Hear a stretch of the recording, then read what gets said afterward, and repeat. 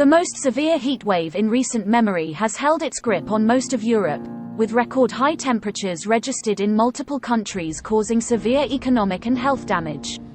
The spell of unusually hot and dry weather has caused wildfires in Portugal, Spain, France, Italy, Greece and elsewhere. In Spain, more than 4,000 hectares of land has been burnt in wildfires, while across Europe tens of thousands have been forced to flee their homes. Many countries have reported temperatures of over 40 degrees Celsius. The heat and lack of water has reportedly caused many deaths across Europe, either through heat stroke or other means. The hot and dry weather is estimated in media reports to have caused billions of euros in losses from agricultural production in the worst-hit European countries.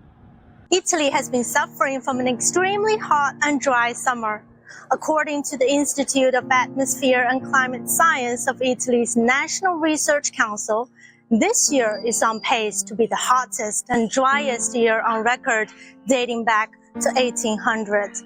Coupling with the high temperatures, a severe drought has been gripping most of the country and threatening to reduce agricultural output, especially in the northern part. Italy's Agricultural Association, called Diretti, has warned that the country's agricultural output this year would be reduced by at least a third. In early August, the Italian government announced an aid package worth some 17 billion euros in order to combat inflation and drought.